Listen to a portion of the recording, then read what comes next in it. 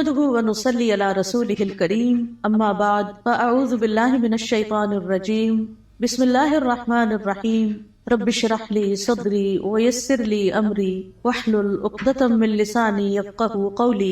قرآن مجید کا آغاز سورۃ الفاتحہ سے ہوتا ہے جو قرآن مجید کی سب سے افضل سورت ہے۔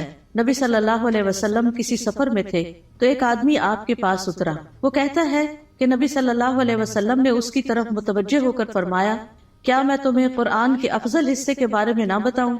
پھر آپ صلی اللہ علیہ وسلم نے اس پر الحمدللہ رب العالمین کی تلاوت کی۔ سورۃ الفاتحہ ایک بے مثال سورت ہے۔ رسول اللہ صلی اللہ علیہ وسلم نے فرمایا، اللہ عز و جل نے ام القرآن فاتحہ جیسی سورت نہ تو تورات میں نازل فرمائی اور نہ ہی انجیل میں، اور یہی سبا مثانی ہے، اور اللہ تعالیٰ فرماتے ہیں کہ یہی سورت میرے اور میرے بندے کے درمیان تقسیم شدہ ہے، اور میرے بندے کو وہی ملے گا جو وہ مانگے گا۔ اعوذ باللہ من الشیطان الرجیم بسم اللہ الرحمن الرحیم۔ اللہ کے نام سے ابتدا جو بہت مہربان نہایت رحم فرمانے والا ہے۔ قرآن مجید کی جب ابتدا کی جاتی ہے، آغاز کیا جاتا ہے، تو سب سے پہلے تعوذ پڑھا جاتا ہے کہ میں اپنے آپ کو اللہ کی پناہ میں دیتی ہوں شیطان مردود سے بچنے کے لیے۔ شیطان مردود کبھی بھی نہیں چاہتا کہ انسان سیدھے راستے کی طرف چلے، اور قرآن کا راستہ ہی سیدھا راستہ ہے۔ نبی صلی اللہ علیہ وسلم کا دیا ہوا راستہ ہی دراصل سیدھا راستہ ہے، لیکن شیطان کبھی بھی یہ نہیں چاہتا کہ ہم اس قرآن سے ہدایت پائیں۔ اسی طرح جب ہم اعوذ باللہ پڑھتے ہیں تو اس کا ایک صیغہ اعوذ بکلمات اللہ بھی ہے، یعنی ایک تو ہے اعوذ باللہ اور ایک ہے اعوذ بکلمات اللہ، کہ میں اللہ تعالیٰ کے سارے کلمات کے ساتھ اللہ کی پناہ میں اپنے آپ کو دیتی ہوں۔ کیونکہ آپ دیکھیے کہ اللہ سبحانہ وتعالیٰ کی جو مختلف مخلوقات ہیں ان میں سے یعنی شیاطین تو بری مخلوق ہیں، لیکن اس کے ساتھ ساتھ فرشتے جو ہیں وہ اچھی مخلوق ہیں۔ تو انسان کو ایک طرف جہاں شیطان بہکاتا ہے تو وہاں دوسری طرف فرشتہ اس کے دل میں اچھا خیال بھی ڈالتا ہے، اور فرشتے جو ہیں وہ ہمارا دفاع بھی کرتے ہیں۔ تو اس لیے اللہ سبحانہ وتعالیٰ کی مدد کے ساتھ قرآن کا آغاز کرنا چاہیے۔ بسم اللہ الرحمن الرحیم سے اللہ کا نام لے کر جو کہ بہت مہربان نہایت رحم فرمانے والا ہے۔ الحمدللہ رب العالمین الرحمن الرحیم مالک یوم الدین ایاک نعبد و ایاک نستعین۔ سب تعریف اللہ تعالیٰ کے لیے ہے جو تمام جہانوں کا رب ہے، نہایت مہربان ہے، بار بار رحم فرمانے والا ہے، بدلے کے دن کا مالک ہے۔ ہم صرف تیری ہی عبادت کرتے ہیں اور صرف تجھ ہی سے مدد چاہتے ہیں۔ سورۃ الفاتحہ کی اہمیت کی ایک وجہ یہ بھی ہے کہ یہ سب سے زیادہ نفع مند دعا پر مشتمل ہے۔ ابن تیمیہ کہتے ہیں کہ جب میں نے غور کیا کہ سب سے نفع مند دعا کون سی ہے تو بس وہ اللہ کی رضا کے کاموں پر مدد مانگنے کی دعا ہے کہ اللہ اپنی پسند کے کاموں پر ہماری مدد فرما۔ پھر میں نے سورۃ فاتحہ کی اس آیت ایاک نعبد و ایاک نستعین میں اس دعا کو پا لیا، اور اس میں دراصل انسان اللہ کی عبادت کی بات کرتا ہے کہ اللہ میں تیرا بندہ ہوں، تیری عبادت کرتا ہوں، تیری عبادت کرنا چاہ رہا ہوں۔ اور جیسا کہ آئندہ رمضان آ رہا ہے تو اس میں ہم عام دنوں سے زیادہ انشاءاللہ اللہ تعالیٰ کی عبادت کریں گے۔ تو یہ عبادت جو ہے یہ اللہ سبحانہ وتعالیٰ کی محبت کا نام ہے، یعنی عبادت کے 3 ارکان ہوتے ہیں جن میں سب سے پہلا رکن جو ہے کمال درجے کی محبت ہونا۔ والذین آمنوا اشد حبا للہ، وہ لوگ جو ایمان لائے اللہ کی محبت میں سب سے زیادہ شدید ہوتے ہیں۔ دوسری بات یہ ہے کہ کامل درجے کی امید ہونا، وَيَرْجُونَ رَحْمَتَهُ، کہ وہ اس کی رحمت کی امید رکھتے ہیں۔ اور تیسرے اللہ تعالیٰ کا کامل خوف ہونا، یعنی یہ 3 چیزیں انسان کے اندر ہوں تو انسان عبادت گزار ہوتا ہے۔ اللہ کی محبت، اللہ کا خوف اور اللہ سے امید بھی۔ اور اللہ تعالیٰ کے علاوہ کسی اور کی عبادت کرنا جائز نہیں، اور عبادت اللہ کا حق ہے۔ اور ایاک نستعین کا مطلب ہے کہ ہم تجھ سے مدد چاہتے ہیں۔ تو جب نبی صلی اللہ علیہ وسلم نے فرمایا کہ جب تم مانگو تو اللہ سے مانگو، اور جب تم مدد چاہو تو اللہ سے مدد چاہو، کیونکہ دراصل اللہ ہی ہر چیز پر قادر ہے اور وہی انسان کو مدد دے سکتا ہے۔ جہاں تک اللہ عز و جل کی مخلوق کے علاوہ صرف اللہ سے مدد طلب کرنا ہے تو یہ اس لیے کیونکہ بندہ اکیلا اپنے فائدوں کے حصول اور اپنے نقصانوں کو ہٹانے سے عاجز ہے۔ یعنی اگر میں چاہوں کہ میں اکیلی ہی اپنے فائدے حاصل کر لوں، یا جو بھی کوئی نقصان دہ چیز ہے یا تکلیف دہ چیز ہے اس سے چھٹکارا پا لوں، تو یہ میرے بس کی بات نہیں ہے۔ کیونکہ انسان کی دین کی مصلحتیں ہوں یا دنیا کی فائدے کی چیزیں ہوں، اللہ کے سوا اس کی مدد کوئی بھی نہیں کر سکتا، اور جس کی مدد اللہ کرے اسی کو مدد حاصل ہوتی ہے، اور جس کو اللہ چھوڑ دے اس کی پھر کوئی مدد کرنے والا نہیں ہوتا، وہ بے یار و مددگار ہو جاتا ہے۔ اسی لیے ہم کہتے ہیں لا حول ولا قوت الا باللہ، کہ کوئی توفیق نہیں مل سکتی، کوئی قوت نہیں ہوتی مگر اللہ کے ساتھ۔ یعنی ہمارا حال بدل نہیں سکتا، یعنی حال سے بھی ہے، یعنی لا حول، حال کی کوئی تبدیلی نہیں ہو سکتی، ایک حال سے دوسرے حال میں ہم نہیں جا سکتے، اور ہمارے اندر کوئی قوت بھی نہیں ہے مگر یہ کہ اللہ ہی کی دی ہوئی قوت اور اللہ ہی کی دی ہوئی طاقت سے انسان کے حالات تبدیل ہو سکتے ہیں۔ یعنی ہماری زندگیوں میں کئی مسائل ہوتے ہیں، کبھی بچوں کے مسائل، کبھی رشتہ داروں کے مسائل، کبھی اور مالی مسائل، یعنی کئی طرح کی چیزیں انسان کو پریشان کرتی رہتی ہیں، لیکن انسان کی اس ساری حالت کو کوشش کے باوجود بھی بعض اوقات خود سے انسان یا دوسرے لوگ، ہمارے ماں باپ، ہمارے شوہر، ہمارے بچے مل کے اس کو تبدیل نہیں کر سکتے۔ آپ نے دیکھا ہوگا جب انسان پریشان ہوتا ہے تو کبھی کسی کے پاس جاتا ہے، کبھی کسی سے دکھ بیان کرتا ہے، کبھی کسی سے مشورہ کرتا ہے، لیکن ساری باتیں کر کے چھوڑ دیتے ہیں، ہوتا ہوا تھا کچھ نہیں۔ ایسے میں انسان کو ٹھیک ہے مشورہ کر لینا چاہیے، مدد لینی چاہیے، لیکن اللہ سبحانہ و تعالیٰ سے ہی اصل میں مدد لینی چاہیے، اور خوب خوب دعائیں کرنی چاہیے۔ اور اگر یہ کلمہ بھی بار بار انسان پڑھتا رہنا، ایاک نعبد و ایاک نستعین، کہ صرف تیری ہم عبادت کرتے ہیں اور تجھ سے ہم مدد چاہتے ہیں، تو انشاءاللہ اللہ کی مدد آئے گی۔ بندہ کس کس کام میں اللہ کی مدد کا محتاج ہے؟ اپنے روزمرہ کے مسائل کے حل کے لیے تو محتاج ہے ہی، اپنی خوراک کے لیے ہے، اپنے لباس کے لیے ہے، اپنی رہائش کے لیے، اپنی سب چیزوں کے لیے تو ہے ہی، لیکن خاص طور پر اللہ کی عبادت کے لیے ہم سب سے زیادہ اس کے محتاج ہیں کہ ہم اس سے مدد مانگے۔ تو انسان اللہ تعالیٰ کے احکام بجا کے نہیں لا سکتا جب تک انسان کو اللہ کی مدد حاصل نہ ہو۔ برائی چھوڑنا چاہتے ہیں، اپنی کوئی بری عادت چھوڑنا چاہتے ہیں، تو ہم اس کو چھوڑ نہیں سکتے جب تک اللہ کی مدد ہمیں حاصل نہ ہو۔ اسی طرح دنیا میں ہماری جو تقدیر ہے، اس تقدیر میں جو غم لکھے ہیں، ان غموں سے چھٹکارا نہیں پا سکتے جب تک کہ اللہ کی مدد حاصل نہ ہو۔ تو اس لیے بہت ضروری ہے کہ ہم دنیا کے معاملات میں بھی اللہ کی مدد لیں، اور پھر موت کے وقت، یعنی موت کے وقت کی جو سختیاں ہیں، اور قیامت اور برزخ یعنی قبر کے عذاب اور قبر سے متعلق جو مشکلات ہیں، اور قیامت کے دن کی جو ہولناکیاں ہیں، ان سب میں بھی ہمیں اللہ سے مدد لینی چاہیے۔ ان سب کاموں میں اللہ عز و جل کے سوا کوئی بھی مدد کرنے کی طاقت نہیں رکھتا۔ تو جو شخص اللہ کی مدد طلب کرنے کا حق ادا کرتا ہے تو اللہ تعالیٰ ان کاموں میں اس کی مدد بھی کرتا ہے۔ اہدنا الصراط المستقیم، تو ہمیں سیدھا راستہ دکھا، کیونکہ ہدایت سب سے بڑی ضرورت ہے جو انسان مانگتا ہے اللہ تعالیٰ سے۔ یعنی مانگنے کی چیزیں تو بہت ہے، لیکن سب سے اہم ترین چیز جو ہے وہ ہدایت ہے، کہ اللہ تعالیٰ ہمیں ہدایت عطا فرمائے، کیونکہ ہدایت جس کو مل گئی تو وہ متقین میں سے ہو جائے گا، اور جس کے اندر تقویٰ آ گیا اس کو مزید ہدایت بھی ملے گی، اور جو متقین میں سے ہو جائے گا تو من یتق اللہ یجعل لہ مخرجا ویرزقہ من حیث لا یحتسب، جو اللہ سے ڈرے گا وہ اس کے لیے نکلنے کا کوئی راستہ بنا دے گا، اور اسے وہاں سے رزق دے گا جہاں سے وہ گمان بھی نہیں کرتا ہوگا، یعنی جہاں سے وہ سوچ بھی نہیں سکتا۔ تو اس لیے انسان کو ہدایت کی ضرورت ہے، اور ہدایت اللہ سے مانگتے ہی رہنا چاہیے۔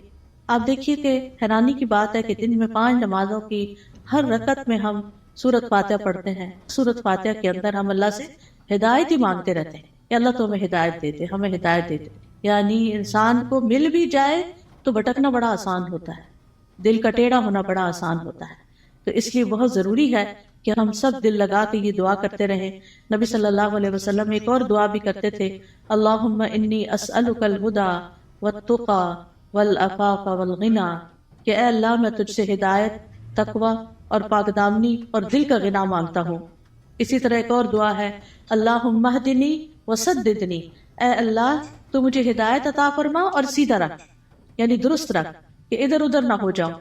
اسی طرح نبی صلی اللہ علیہ وسلم تہجد کے وقت اللہ تعالیٰ سے سیدھے رستے کی ہدایت کی دعا مانگتے تھے، اور اپنی تہجد کی نماز شروع ہی اس دعا سے کرتے تھے، اللہم رب جبریل و میکائیل و اسرافیل فاطر السماوات والارض عالم الغیب والشہادۃ انت تحکم بین عبادک فیما کانوا فیہ یختلفون اللہم اہدنی لما اختلف فیہ من الحق انک تہدی من تشاء الی صراط مستقیم۔ اے اللہ، جبریل، میکائیل اور اسرافیل کے رب، آسمانوں اور زمین کے پیدا کرنے والے، ہر غیب اور حاضر کو جاننے والے، تو اپنے بندوں میں ان چیزوں کا فیصلہ کرے گا جن میں وہ اختلاف کرتے ہیں۔ اے اللہ، مجھے اس حق کی طرف رہنمائی دے جس میں اختلاف کیا گیا ہے۔ یقیناً تو جس کو چاہتا ہے سیدھے رستے پہ چلاتا ہے، یعنی جن چیزوں میں لوگ اختلاف کر رہے ہیں کہ یہ سیدھا رستہ ہے کہ نہیں، تو اللہ مجھے اس میں سیدھا رستہ دکھا دے۔ اب دیکھیں، ایک تو ہوتا ہے کہ ہم دین کی طرف نہ آئیں، لیکن ہم جب دین کی طرف آ بھی جاتے ہیں نا، تو اس میں بھی لوگ کوئی کہتا ہے یہ کرو، کوئی کہتا ہے وہ کرو، تو انسان پر کنفیوز ہوتا ہے کہ میں کیا کروں اور کیا نہ کروں۔ تو ایسے میں جہاں بھی اختلاف ہو، بہتر یہی ہے کہ انسان اللہ سے اس میں صحیح رہنمائی کی دعا مانگے۔ یعنی دو لوگوں کے بیچ میں کوئی مس انڈرسٹینڈنگ، کوئی اختلاف ہو جاتا ہے، ہر انسان کیا سمجھتا ہے میں ٹھیک ہوں، اور وہ اپنا نقطہ نظر جو ہے یا اپنا پوائنٹ آف ویو جو ہے وہ بہت شدت کے ساتھ بیان کرتا ہے، لیکن اصل بات یہ ہے کہ انسان اللہ سبحانہ تعالیٰ سے جب مدد مانگتا ہے کہ اللہ اس اختلاف میں مجھے ہدایت دے، تو ہی سیدھے رستے پر ہوتا ہے۔ پھر اسی طرح یہ ہے کہ بچوں کو بھی صحیح فیصلے کرنے کے لیے ہدایت کی دعا دینی چاہیے۔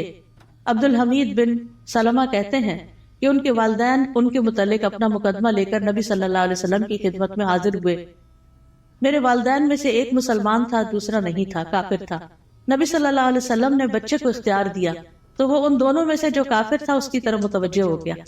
تو آپ کو فکر لگی کہ یہ اگر کافر لے جائے گا تو بچے کو کافر بنا دے گا۔ تو آپ صلی اللہ علیہ وسلم نے اسی وقت دعا کی، اللہم اہدہ، اللہ اس کو ہدایت دے دے۔ تو وہ مسلمان کی طرف متوجہ ہو گیا۔ تو پھر آپ نے فیصلہ اس کے حق میں کیا، کیونکہ آپ خود سے نہیں اس بچے کو کہہ سکتے تھے یا خود سے دے نہیں سکتے تھے، وہ بچے کی چوائس پر تھا کہ وہ کدھر جانا چاہتا ہے۔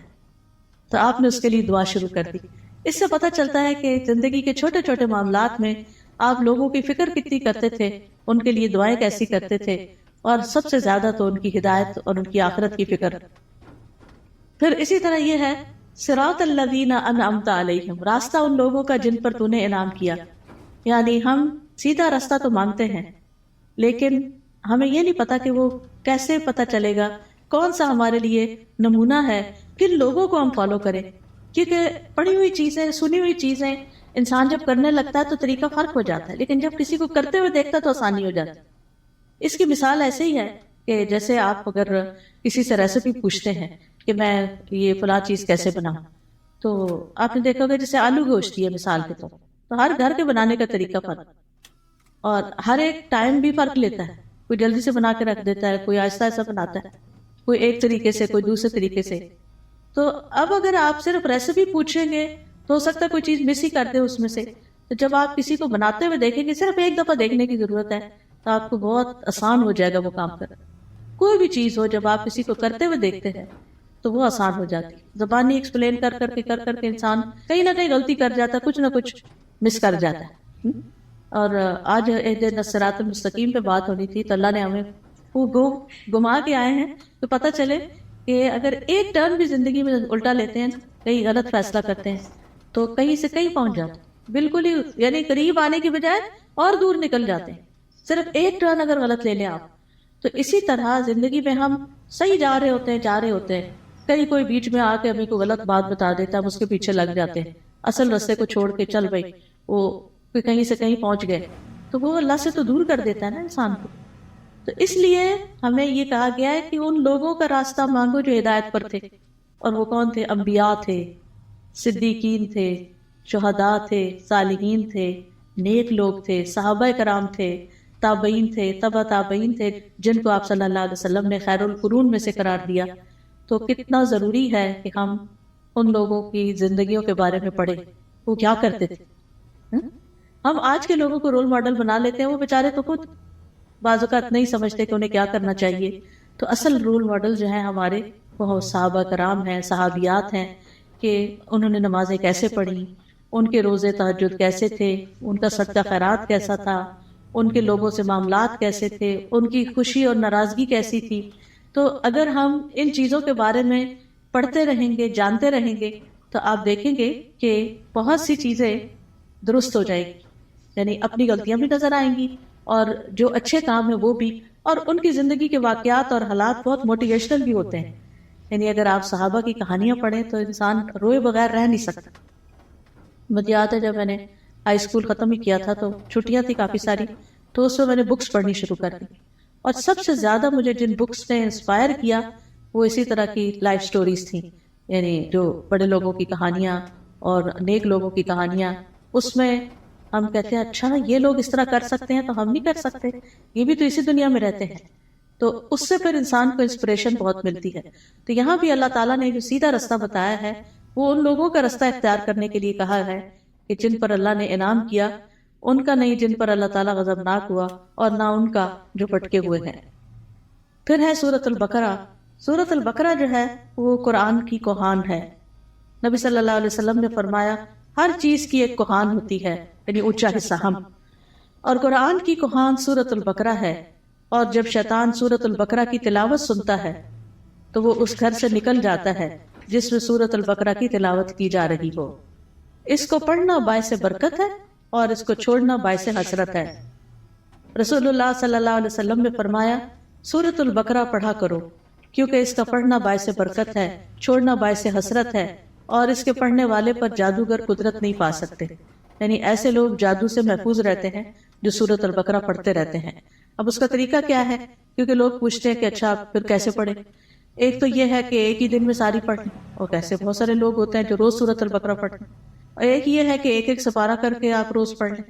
ایک یہ ہے کہ ربع کر کے آپ اس کو، یعنی کہ 8 اور 10 دن لگ جاتے ہیں تقریباً اس طرح، تو مہینے میں 3 دفعہ ہو جائے گی. ایک یہ ہے کہ روزانہ آپ ایک صفحہ پڑھ لیں، اور جب تک وہ صفحے سارے ختم نہیں ہوتے تو وہ اس طرح روزانہ آپ یعنی یا نماز میں یا دیکھ کے یعنی پڑھتے رہیں. یعنی سورۃ البقرہ کے ساتھ اپنا تعلق قائم رکھیں تو اس کا فائدہ یہ ہوگا کہ جادوگر اثر نہیں کر سکیں. کیونکہ جن لوگوں پہ کوئی جادو کی شکایت ہوتی ہے نا، جب وہ بےچارے ایک دفعہ اپنا توڑ کراتے ہیں، جب ان کو پتہ چلتا ہے توڑ ہو گیا تو دوبارہ کر دیتے ہیں. تو اس لیے پروٹیکشن بڑی ضروری ہوتی ہے، اور سورۃ البقرہ جو ہے اسی میں سے ہے. ابو ہریرہ رضی اللہ عنہ سے روایت ہے کہ رسول اللہ صلی اللہ علیہ وسلم نے فرمایا تم اپنے گھروں کو قبرستان نہ بناؤ، کیونکہ شیطان اس گھر سے بھاگ جاتا ہے جس گھر میں سورۃ البقرہ کی تلاوت کی جاتی ہے. پھر آیت نمبر 1 ہے سورۃ البقرہ کی، الف لام میم ذالک الکتاب لا ریب فیہ ھدی للمتقین. یہ کتاب ہے جس میں کوئی شک نہیں، ہدایت ہے متقی لوگوں کے لیے. قرآن جو ہے وہ شکوک و شبہات سے پاک کتاب ہے، یعنی ایسے علم پر مبنی ہے جو یقینی ہے، جو سب سے سچی بات ہے، اس کی ہر بات ہی سچی ہے. کون ہے متقین؟ الذین یؤمنون بالغیب ویقیمون الصلاۃ ومما رزقناہم ینفقون. جو غیب پر ایمان لاتے ہیں، نماز قائم کرتے ہیں، اور جو رزق ہم نے ان کو دیا ہے اس میں سے وہ خرچ کرتے ہیں. تو ایمان بالغیب جو ہے یہ دل سے تعلق رکھتا ہے. نماز قائم کرنا جسم کا حصہ ہے، اور مما رزقناہم ینفقون مال کا حصہ ہے، یعنی حقوق العباد کی ادائیگی. انسان اندر سے بھی اچھا ہو، انسان باہر سے بھی اللہ کی عبادت کرے، اور انسان اللہ کے بندوں اور اللہ کی مخلوق کے ساتھ بھی اچھا سلوک کرے. پھر فرمایا والذین یؤمنون بما انزل الیک وما انزل من قبلک وبالآخرۃ هم یوقنون. اور وہ جو ایمان لاتے ہیں اس پر جو آپ پر نازل کیا گیا اور جو آپ سے پہلے نازل کیا گیا، اور وہ آخرت پر یقین رکھتے ہیں. یعنی متقی وہ لوگ ہوتے ہیں، اس کتاب سے ہدایت حاصل کرنے والے لوگ وہ ہوتے ہیں کہ جو اللہ کی طرف سے آئی ہوئی چیزوں پر ایمان رکھتے ہیں، اور جو چیزیں نبی صلی اللہ علیہ وسلم سے پہلے اتاری گئی تھی ان پر بھی ایمان رکھتے ہیں، اور وہ آخرت پر پکا یقین رکھتے ہیں. تو نبی صلی اللہ علیہ وسلم پر نازل شدہ وحی جو ہے اس پر ایمان لانا ضروری ہے. قرآن مجید میں آتا ہے وَأَنزَلَ اللَّهُ عَلَيْكَ الْكِتَابَ وَالْحِكْمَةَ وَعَلَّمَكَ مَا لَمْ تَكُنْ تَعْلَمْ وَكَانَ فَضْلُ اللَّهِ عَلَيْكَ عَظِيمًا. اللہ نے آپ پر کتاب و حکمت نازل کی ہے اور آپ کو وہ کچھ سکھایا جو آپ نہیں جانتے تھے، اور یہ آپ پر اللہ کا بہت ہی بڑا فضل ہے کہ اللہ تعالیٰ نے آپ کو فائدے کی سب چیزیں سکھا دی ہیں. یاد رکھیے حدیث بھی قرآن کی طرح نازل ہوتی تھی. وَمَا يَنطِقُ عَنِ الْهَوَىٰ إِنْ هُوَ إِلَّا وَحْيٌ يُوحَىٰ. وہ اپنی خواہش نفس سے کچھ نہیں کہتے، وہ تو صرف وہی ہے جو نازل کی جاتی ہے. حسان بن عطیہ کہتے ہیں کہ جبریل علیہ السلام نبی صلی اللہ علیہ وسلم کے پاس سنت لے کر اترتے تھے. جس طرح آپ کو قرآن سکھاتے اسی طرح سنت کی تعلیم دیتے تھے.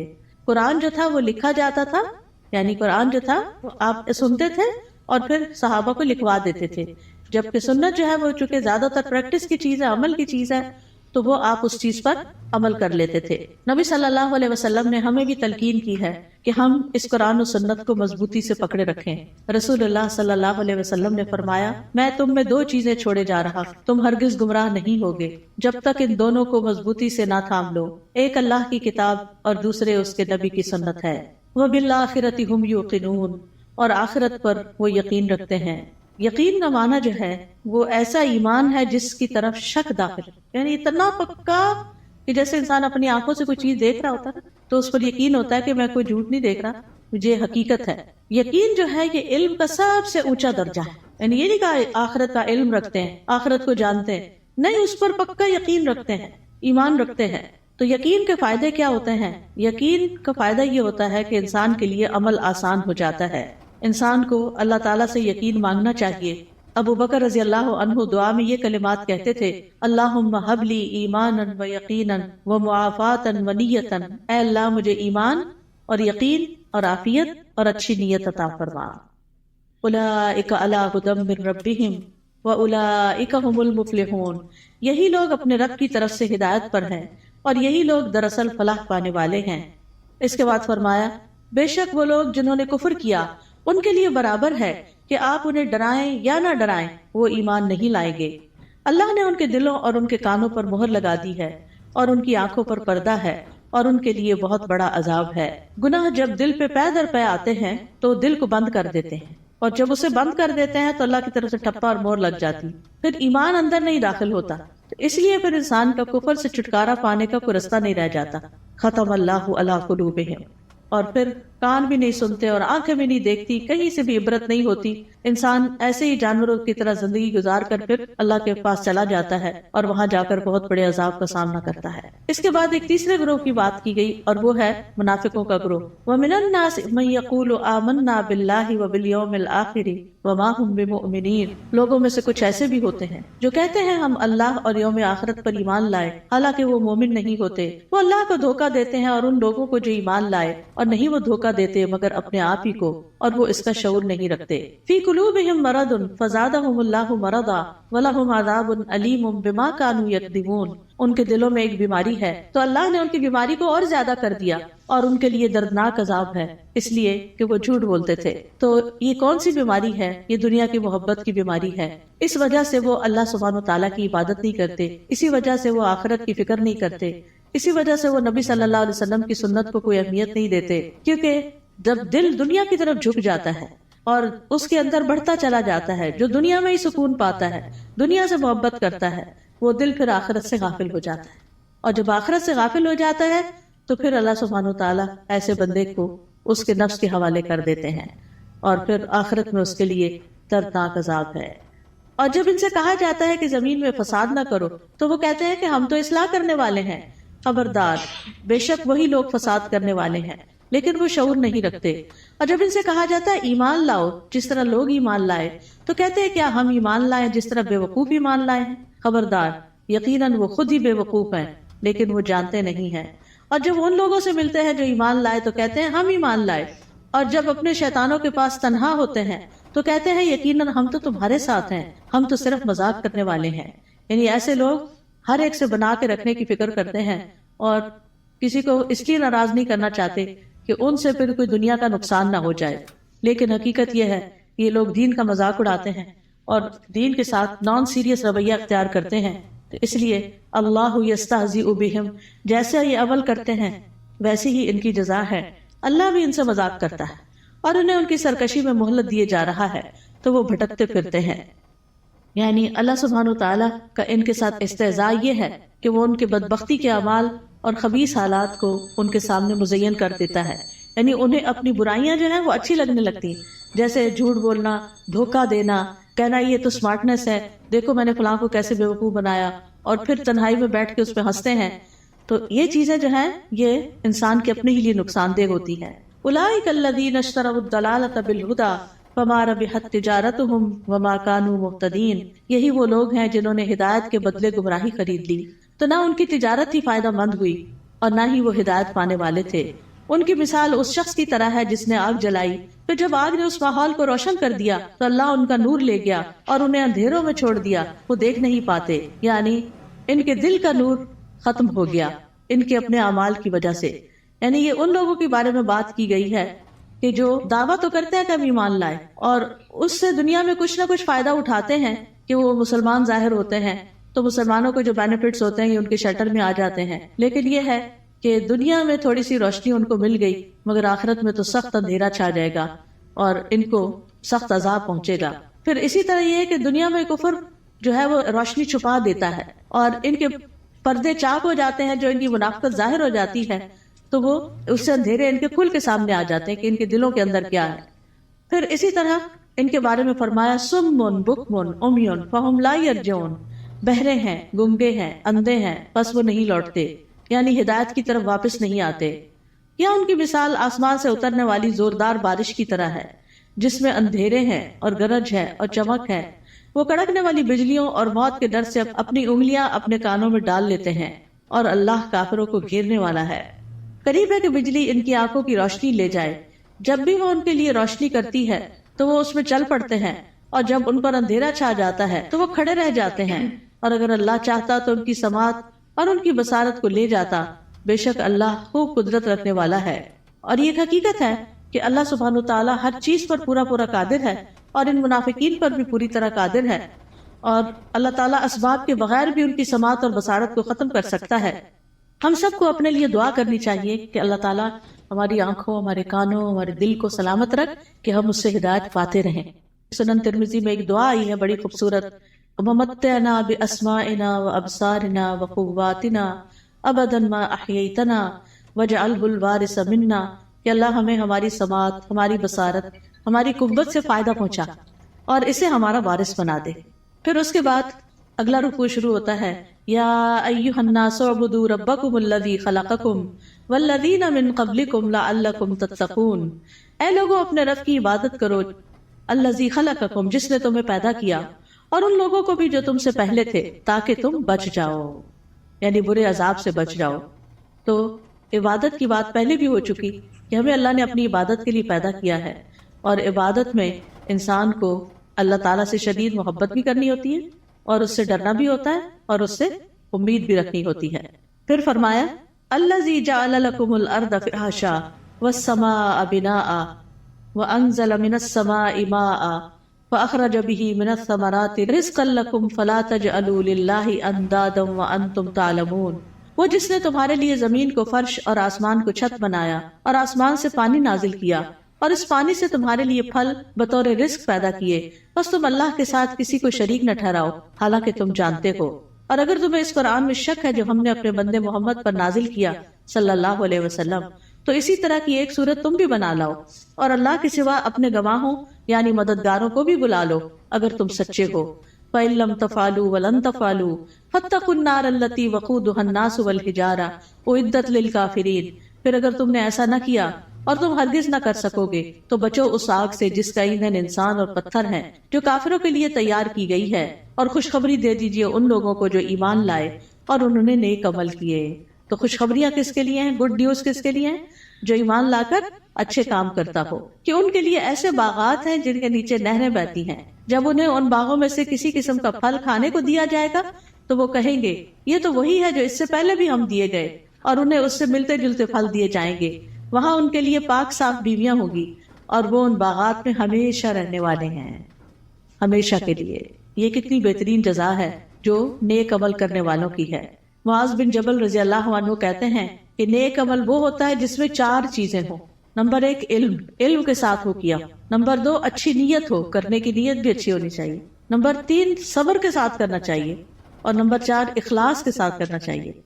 تو جس عمل میں یہ سب چیزیں ہوں، صبر بھی ہو، نیت اچھی ہو، عمل انسان کا جو ہے وہ علم کے مطابق ہو، تو وہی شخص جو ہے وہ نیک ہے۔